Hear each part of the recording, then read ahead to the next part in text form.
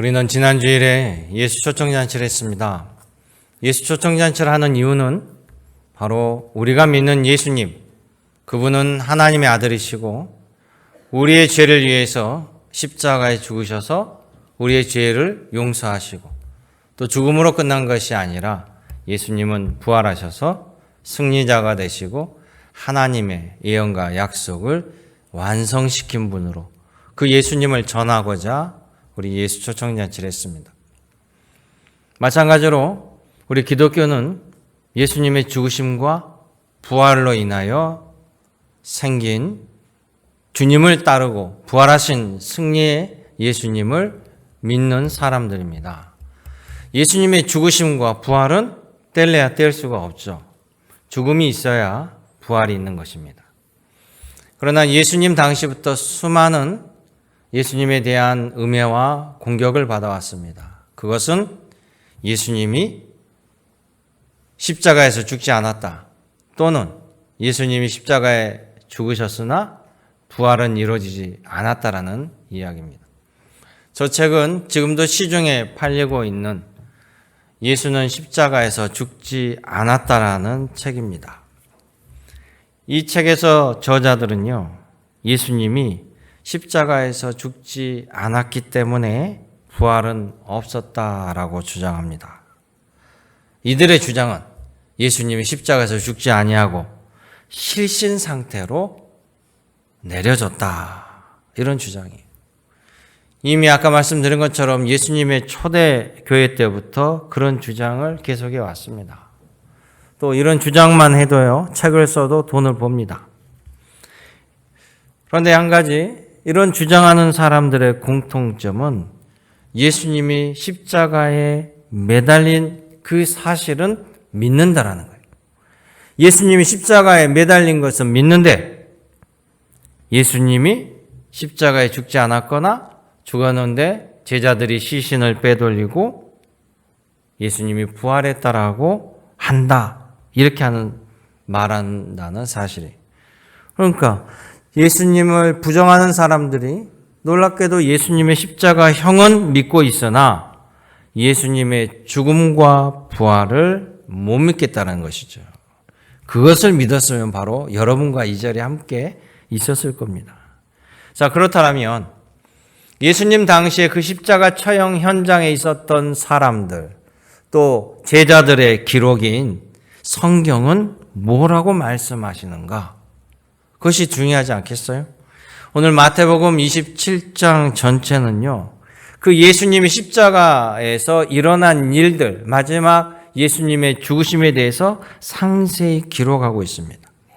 오늘 아까 말씀 읽은 것처럼 마지막 예수님의 영혼이 십자가에서 떠나시더라라고 기록하고 있습니다.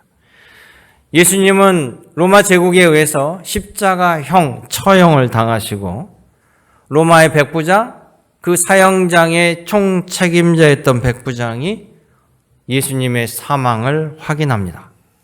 그리고 지금으로 따지면 국회의원격인 사내들은 공의회의 아리마대 요셉이 누구도 예수님의 제자인지 몰랐는데 예수님이 십자가에 돌아가시자 자기가 예수님의 제자였다라고 밝히고 빌라도 총독에 찾아가서 내 스승 되시는 예수님의 시신을 나에게 달라, 난리에 준비한 돌무덤에 예수님의 장례를 치르겠노라 라고 해서 그 시신을 받아와서 돌무덤에 장사합니다.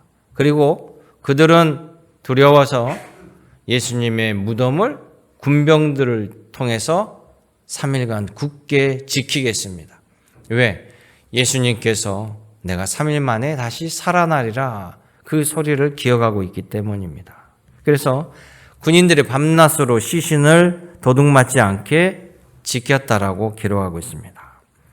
즉 마태복음 27장은 철저하게 예수님께서 돌아가셨다, 그리고 그 어느 누구도 예수님의 시신을 훔쳐갈 수 없다라는 것을 명명백백하게 기록하고 있습니다. 자, 그러면 왜 예수님이 과연 죽으셔야 됐을까? 왜 예수님께서 저 치욕의 십자가형을 당하셨을까? 무슨 잘못을 해서, 무엇 때문에 사형을 당해야 되는가? 그것마저도 성경은 상세하게 기록하고 있습니다. 예수님을 고발했던 사람들, 줄줄이 또 예수님의 마지막 사형을 언도했던 빌라도 총독의 고백까지 줄줄이 기록하고 있는데, 놀랍게도 그들의 입을 통해서 가해자이고 사형으로 내몰았던 모든 사람들이 예수님은 죄가 없으나 사형당했다, 이렇게 기록하고 있어요. 거기 보면 모함한 사람도 모함했다라고 기억하고, 돈을 받고 예수님을 고발한 사람도 자기가 무지한 예수님을 팔았다라고 이야기합니다. 즉 한마디로 인간이 얼마나 악한가를 낱낱이 성경은 기록하고 있어요. 세상 사람 모두 예외 없이, 그래서 우리에게는 죄성이 있다라고 이야기합니다. 그 죄성으로 인하여 우리는 스스로 악함으로 길로 가죠. 로마서 3장 10장에 보면, 10절에 보면 이렇게 얘기합니다. 기록된 바 의인은 없나니 하나도 없으며 세상 사람 입에는 저주와 악독이 가득하고 눈앞에 하나님이 두려움이 없다, 이렇게 기록하고 있어요. 과연 예수님은 누가 죽였을까요? 아무 죄도 없는 예수님을, 무죄한 예수님을 왜 죽였을까요? 자, 성경은 이야기합니다. 첫째는 27장 1절에 보십시오. 1절, 2절 한번 같이 읽어볼까요?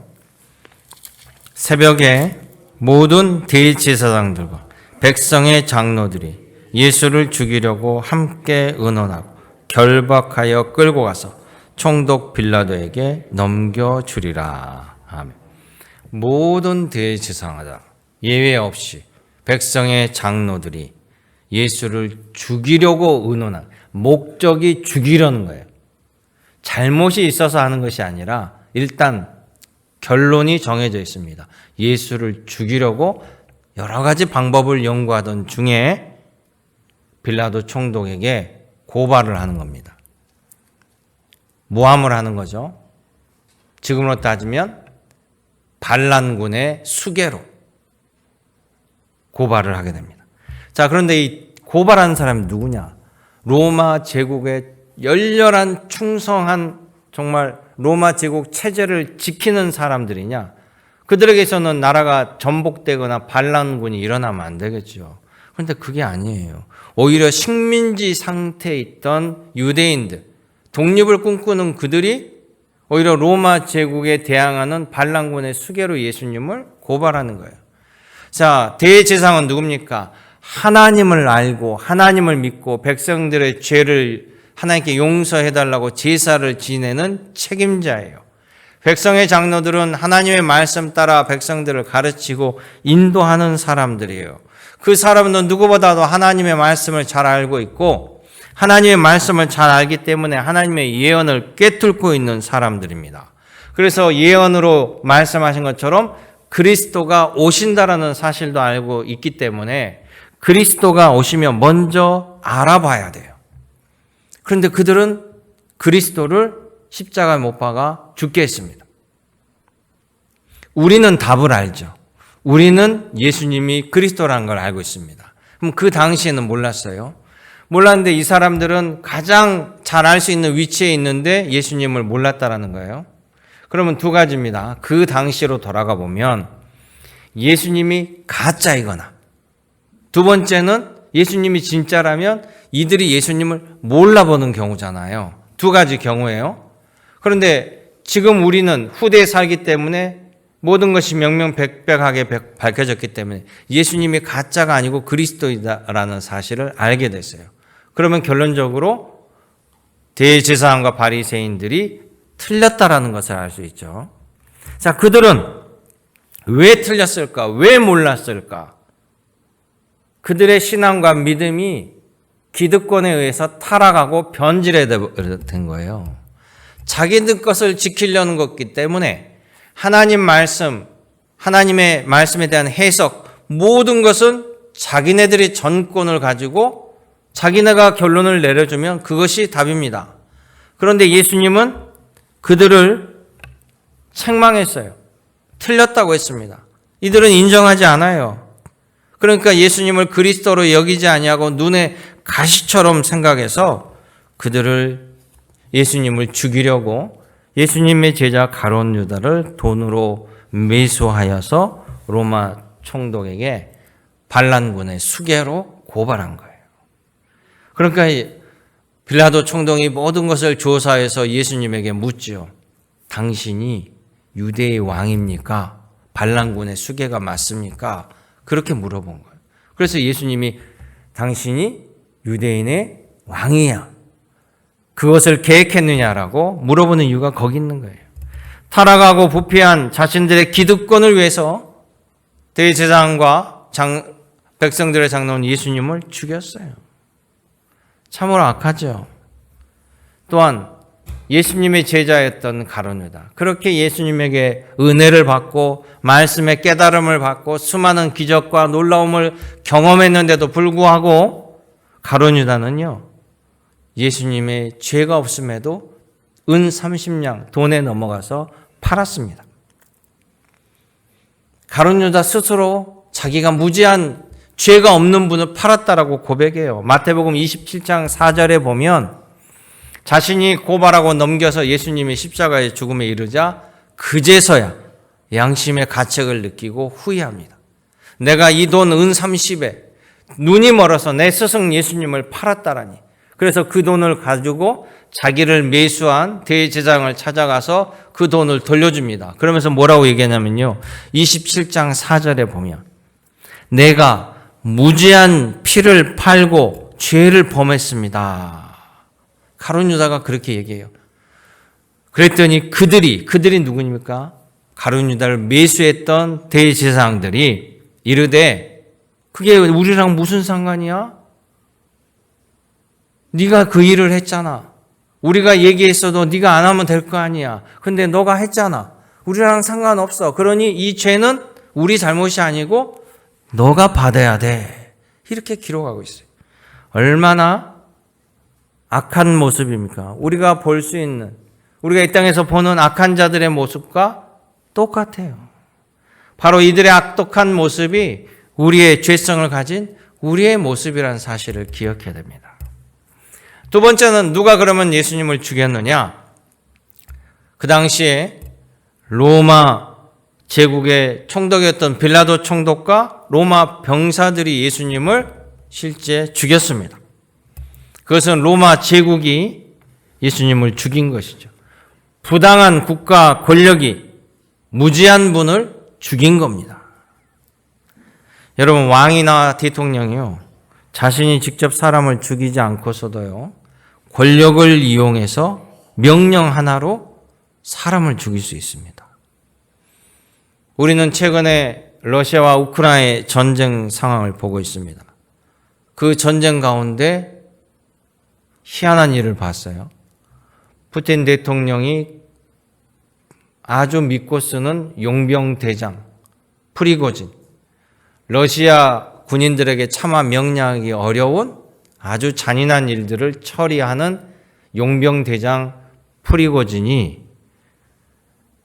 푸틴 대통령의 명령에 따라서 우크라이나에 들어가서 수많은 양민을 학살하고 또 러시아 군처럼 행동을 하다가 갑자기 총뿌리를 돌려서 푸틴 대통령에게 반기를 듭니다.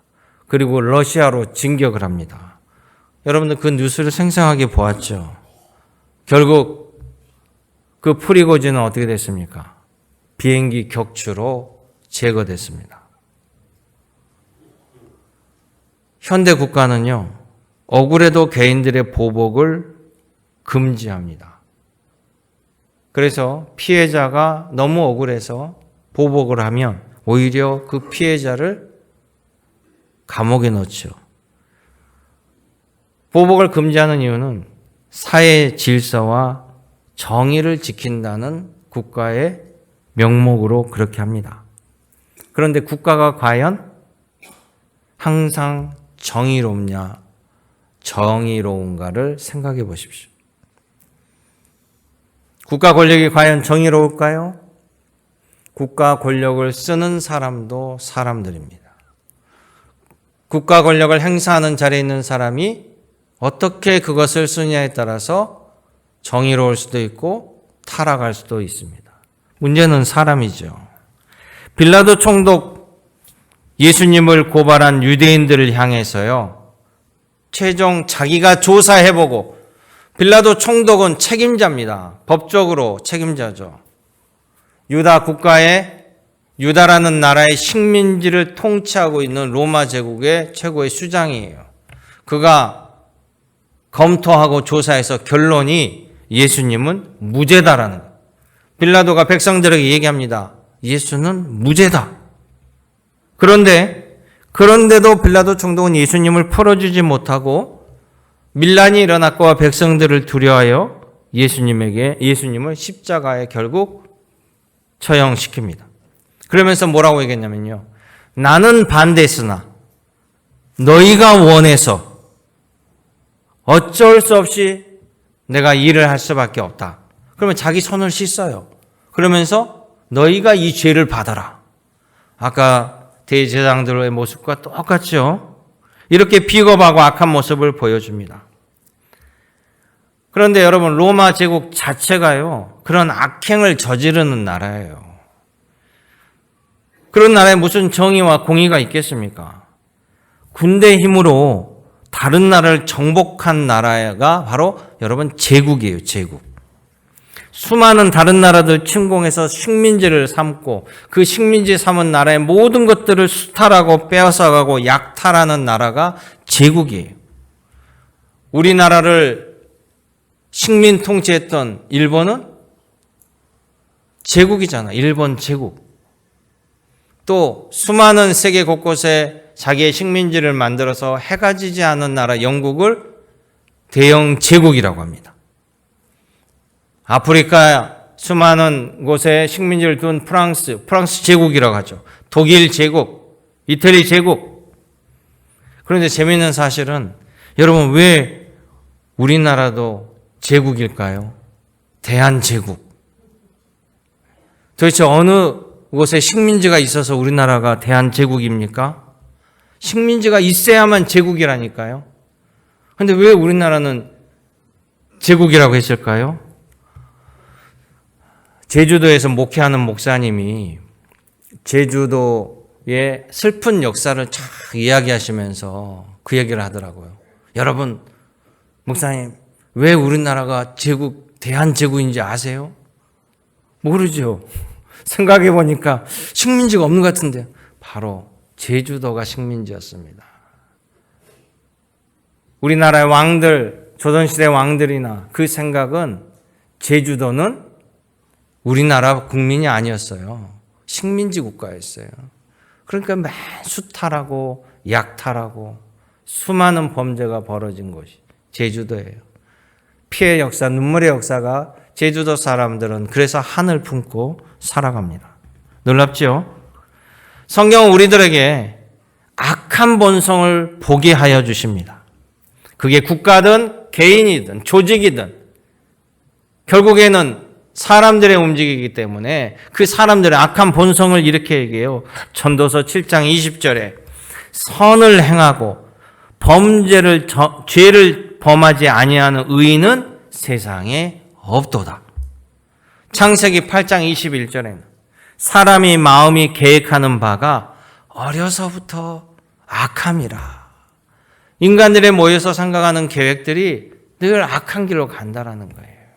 그러기에 우리에게는 하나님의 말씀이 중요하고 하나님의 가르침이 기준이 되고 예수님이 보여지는 그 모든 것들을 따라야 될 이유가 거기 있다는 겁니다. 그러면 세 번째는 누가 예수님을 죽였는가? 바로 하나님의 선민이라고 하는 유대 백성들이 예수님을 죽인 거예요. 20절의 말씀을 보십시오. 27장 20절에 대제사장들과 장로들이 무리를 권하여 백성들을 사주하는 장면이 나와요. 이 지도자들이 백성들을 사주하여서 예수가 아닌 바라바를 풀어달라고 하고 예수를 죽이라고 종용하고 있습니다. 그러니까 23절에 빌라도 총독도 놀라는 겁니다. 무슨 악한 일을 하였다고 그러느냐. 이게 뭐냐면요. 여러분 구약에 보면 지난주에도 말씀드린 것처럼 이스라엘의 왕은 하나님이셨어요. 이스라엘 왕은 하나님인데 사무엘 선지자 때 무슨 일이 벌어졌죠? 사람 왕을 세워달라는 거예요. 우리는 하나님 왕 필요 없습니다. 사람 왕을 세워달라는 거죠. 그러니까 그 사무엘이 그때는 이 백성들을 지도하고 인도하고 하나님께 묻고 하고 있었는데 이 말을 듣고 사무엘은 자기를 배신한 줄 알았어요. 자신을 배척한 줄 알았다고요. 그래서 하나님께 나가서 울며 기도하니까 하나님이 백성들이 너를 배척하는 것이 아니라 왕은 난데 나를 배척하는 거다. 하나님 그렇게 말씀하시죠. 지금 똑같은 일이 벌어지는 거예요. 하나님께서 유대 이스라엘 백성들을 위해서 우리를 위해서 하나님의 아들 예수님을 보냈는데 그 예수님을 배척하는 거예요. 예수님을 버리고 강도 바라바를 달라는 거예요. 그렇게 백성들이 전체가 아우성치니까 27장 23절에 빌라도 총독도 오히려 의아해하면서 뭐라고 합니까? 빌라도가 이르되 어쩜이냐? 아니 예수라는 사람이 무슨 악한 일을 하였느냐? 나도 알고 너희들 알다시피 무죄인데 오히려 예수님을 변호하니까요. 성경에 뭐라면 백성들이 더욱 소리를 질러 이르되 예수를 십자가에 못 박아라. 이렇게 외치는 거예요. 그러니까는 오히려 빌라도가 이 무죄한 사람의 피를 흘렸을 때 그 죄값을 여러분이 받을 거예요? 라고 하니까 25절에 백성들이 그 죄를 우리가 다 받을게요. 그 피를 우리와 우리 자손들에게 돌릴지어다. 사람이 집단적으로 악해지면요. 무슨 소리도 이렇게 쉽게 할 수 있다는 거예요. 우리는 얼마 전에 뉴스를 봤죠. 앰뷸런스에 실려가는 어르신의 차를 가로막은 택시기사가 비켜주지 않습니다. 결국 싸움이 났어요. 택시기사가 내려서 소리를 지릅니다.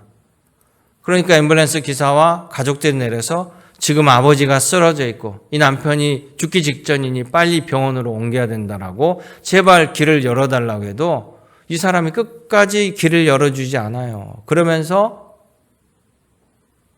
죽으면 내가 책임질게 라고 악을 썼는데 결국 그 일 때문에 제 시간에 병원에 도착하지 못해서 그 어르신은 돌아가셨어요. 그리고 이게 뉴스에 돼서 그 택시기사는 붙잡혀서 결국 재판을 받고 감옥을 갔습니다. 도대체 왜 그럴까요?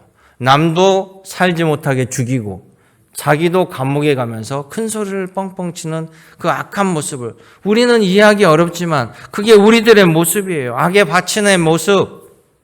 어디까지가 끝인가 모를 정도에 하는 그 악한 모습을 우리는 보게 된다는 겁니다. 예수님을 열광했던 사람들, 예수님을 왕으로 모시고자 했던 백성들도 다 돌아서요. 그리고는 세상에 그동안 자신들을 고쳐주고 치료해주고 하나님 말씀을 주시고 오병이어의 모든 걸 은혜 받은 자들이 열광하다가 예수님을 십자가에 못 박아 죽이라고 그러고 바라바를 풀어달라고 그래요. 심지어 강도 바라바를 풀어달라고 합니다. 물론 대제사장과 바리새인들이 사주를 했지만 어떻게 대다수 백성들이 이렇게 돌아갈 수 있을까요? 이게 바로 우리들의 죄성이에요. 우리에게, 나에게 혜택이 있느냐 없느냐에 따라서 사람들은 달라져요. 예수님이 과연 나에게 득이 된다 싶으면 예수님을 왕으로 추대하지만 예수님이 나에게 득이 되지 않는다 싶으면 바로 버립니다. 이게 바로 악한 본성이에요. 우리들의 부패한 실체입니다. 백성들은 예수님보다 강도했던 바라바를 더 선택하는 것이 자신들에게 더 유리하다고 판단했기 때문에 그렇습니다. 그래서 우리에게는 정의도 선한 마음도 옳은 판단도 없다라는 거예요. 구약시대의 노아 시절에요. 노아 시대에 노아 가족들만 빼고 다 세상이 악해요. 너무 타락했어요.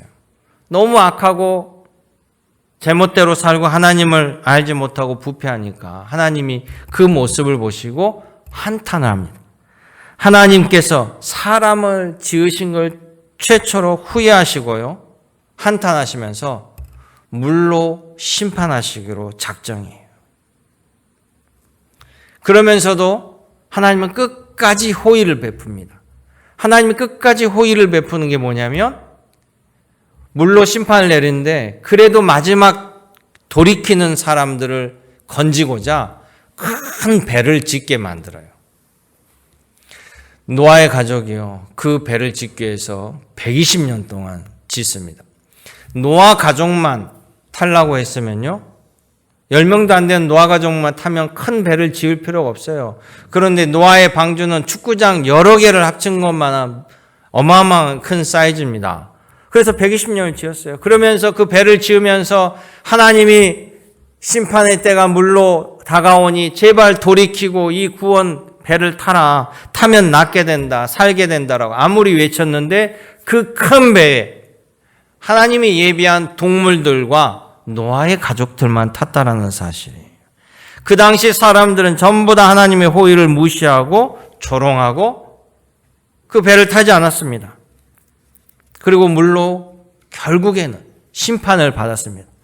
악에 바친 택시기사와 뭐가 다를까요? 노아 시대와 예수님의 시대, 그 악독함과 부패상은 똑같습니다. 똑같은데 노아 시대와 예수님의 시대에 다른 점이 있어요. 사람들이 악독하고 죄성으로 끝까지 회개하지 않은 것은 같은데요. 노아 시대는 심판을 받았고 예수님의 시대는요. 예수님이 우리의 그 악독함, 죄된 것을 대신 심판받고 돌아가시며 우리를 살려주신다는 사실이에요. 그래서 예수님의 죽음이 그냥 죽음이 아니라 날 위한 예수님의 죽음이 된다는 사실입니다. 여러분 물에 빠져 있는데요. 이 물에 빠져 있는 사람이 이 사람이 죽는다는 것을 알면 물에서 빠져나올 텐데 자기는 죽는다는 생각을 못하고 그냥 물놀이 한다라고 여기면서 있어요. 그런데 이 사람이 조금 더 있다가는 죽는다는 걸 아는 사람이 이 사람을 빨리 나오라고 물에 나오라고 안 나오니까 강제로 목덜미를 잡고 끌어내는가. 그 사람이 막 손을 치면서 왜 나를 끌어내리냐고 난리를 쳤는데 이 사람이 간신히 붙잡고 이 사람을 끌어냈어요. 나중에 보니까 자기가 물에 계속 있었다가는 딱 죽을 상황이었어요. 근데 자기를 건져준 사람에게 막 얼굴을 때리고 뺨을 때리고 왜 나를 귀찮게 하냐고 하는 모습을 보는 것처럼요. 우리가 옛날에는 그때는 내가 옳다라고 생각했는데 지나고 보니까 내가 그때 너무 잘못했어. 너무 죄를 졌어. 지금 생각하니까 내가 부끄러워요. 근데 그때 바로 내가 심판을 받았다라면 우리는 깨우치고 회개할 기회를 잃어버릴 거예요. 그런데 예수님이 날 살려줘서 지금 보니 야, 내가 정말 그때 무지했구나. 왜 그렇게 어리석었을까? 예수님이 날 건져주지 않았으면 나는 그때 그 죄값을 받았겠구나. 바로 우리는 예수님의 그 은혜로 살고 있다는 거예요. 우리가 그 죄를 몰랐음에도 불구하고 예수님이 날 위해서 십자가에 죽으신 그 은혜가 오늘 내가 여기 있게 한다는 거예요. 만약 여러분들이 도로에서 차에 치일 뻔하는데 옆 사람이 나를 확 밀어 제끼고 자기가 그 차에 치여서 사망했다고 내 대신 죽었다라고 생각해 보세요. 그러면 여러분 어떻겠습니까? 그분의 장례를 치르고 난 다음에 그분의 무덤에 매일 꽃을 들고 찾아가서 당신 때문에 내가 살았습니다. 당신의 은혜로 내가 살았습니다. 나는 그 위험도 모르고 있는데 왜 나를 살려주시고 당신이 갔습니까? 그 가족을 보며 얼마나 여러분들 미안하고 죄송해하고 내가 사는 날까지 이 은혜를 결코 잊지 않겠습니다. 그러면서 여러분 할 수만 있다라면 그 가족을 책임지려 하고 도와주려 하고 감사할 거예요. 그렇죠? 마찬가지예요. 예수님은 여러분들을 이미 영벌에 처할 여러분들을 건져주시고 구해주시고 영생의 길로 하늘의 축복의 길로 옮겨주셨습니다. 당연히 그 예수님의 은혜를 기쁨으로 받아야 됩니다. 예수님이 아무 조건 없이 여러분들을 아직 알지도 못하고 깨닫지도 못할 때 여러분들이 물에 빠져 있을 때 여러분의 목덜미를 잡고 건져주신 거예요. 날 위해 죽이신 그 은혜를 여러분 갚아야 될 줄로 믿습니다. 그 은혜를 갚는 길은요, 다른 거 없어요. 여러분 믿음으로 잘 사는 거예요. 여러분 행복하게 잘 사는 거예요. 예수님처럼 베풀고 사는 겁니다. 돈이 있어서 베풉니까? 돈 없어도 베풀 수 있어요. 돈 있는 사람이 더 인색합니다. 99마리 가진 사람이 하나를 더 뺏어서 100개를 채우려고 하지 주려고 하지 않아요. 예수님 때문에 살아가는 인생. 여러분 다른 사람들을 위로해주고 모함하면 안 됩니다. 거짓 증거하면 안 돼요. 예수님이 누구 때문에 죽었습니까? 거짓 증거하는 사람들 때문에 죽었습니다. 오죽했으면 하나님께서 가장 중요하다고 10계명을 준 것 중에 거짓 증거하지 말라라고 나왔습니다. 보지 않는 사실, 있지 않는 사실로 거짓 증거한 것은 남을 살인하는 것과 마찬가지예요. 오히려 남을 도와주고 용기를 북돋워주고 일은 되게 하고 하나님의 은혜가 증거되는 교회가 될 수 있도록 여러분 합력하여 선을 이루어야 됩니다. 예수님은요, 이들이 어떻게 할지, 우리가 어떻게 예수님의 악하게 할지를 다 알면서도 십자가를 지셨다라는 사실이. 마가복음 10장 33절 34절에 예수님이 이렇게 말씀하셔요. 마가복음에 보라, 우리가 예루살렘에 올라가노니 인자가, 예수님이 대제사장들과 서기관들에게 넘겨지고 그들이 죽이기로 결의하고 이방인들에게 넘겨주겠고, 이방인들은 로마인들이죠. 넘겨주겠고 그들이 능욕하고 침뱉으며 채찍질하고 죽일 것이나 그는, 예수님은 3일 만에 살아나리라 하시더라. 아멘. 예수님이 제3자처럼 말씀하시는 거예요. 당신의 마지막의 일들을 너희가 어떻게 할지, 이 사람들이 어떻게 할지, 내가 어떻게 죽을지에 대해서 담담하게 말씀해 주셔요. 그러나 내가 3일 만에 살아나리라. 이 말은 내가 죽음으로 말미암아, 내가 죽임을 당함으로 말미암아 너희가 살게 된다라는 그 대속의 은혜를 말씀해 주십니다. 요한복음 3장 16절에 말씀합니다. 하나님이 세상을 이처럼 사랑하사, 하나님이 여러분을 이처럼 사랑하사, 그 말이에요. 하나님이 여러분들 이처럼 사랑하사 독생자 예수 그리스도를 주셨으니 이는 예수님을 구주로 믿는 자마다 멸망치 않고 영생을 얻게 하려 하심이라. 아멘. 그래서 여러분 예수님 믿는 것이 축복이고 복입니다. 세례 요한은요, 예수님을 뭐라고 비유했냐면 6월절의 어린 양이라고 그랬어요. 6월절의 어린 양은 우리에게는 알지 못하는 이야기인데요. 그 뭐냐면 유대 민족에게는 이해가 되는 민족이에요. 유대 민족들이 죽을 수밖에 없었는데 어린 양을 잡아서 그 피를 문 대문에 문설주에 뿌려주면 그날 죽음의 영이 와서 목숨을 데려가지 아니하고 건너뛴다. 죽음의 영이 우리를 살려주고 건너뛴다. 그래서 6월절이라고 합니다. 6월절, 패스오버. 6월절의 어린 양은 나를 살려주고 대신 죽어가는 제물이에요. 바로 예수님이 뭡니까? 나를 살려주고 오늘의 있기까지 나에게 모든 은혜를 주시고 예수님이 대신 십자가를 지신 것이죠. 그러기에 여러분 예수 그리스도의 죽음이 거짓이라고 주장한다면요, 그것은 우리의 모든 믿음을 근간을 무너뜨리는 일이고 하나님을 대적하는 대적자 중에 최악의 대적자입니다. 그러나 우리는 결과를 알잖아요. 예수님은 십자가에 죽으시고 3일 만에 부활하신 승자입니다. 여러분 그걸 믿으시기 바랍니다. 예수님이 승리자이시기 때문에 하나님 나라의 완성이, 하나님께서 예언하신 모든 것들이, 예수님이 말씀하신 모든 것들이 반드시 이루어진다는 거예요. 예수께서 준비해 주신 복된 천국의 삶을 오늘도 주님과 함께 주님의 가르침대로 복 있는 인생을 살아가는 여러분 되시기를 주님의 이름으로 축원합니다. 아멘. 은혜롭고 자비로우신 아버지 하나님, 오늘도 살아계셔서 우리의 모든 것을 인도하여 주심을 감사드립니다. 주님 말씀대로 복 있는 삶을 살아가는 믿음의 권속으로 하나님의 기쁨 될 수 있도록 인도하여 주옵소서. 언제나 함께 하신 예수님의 이름으로 기도드리옵나이다. 아멘.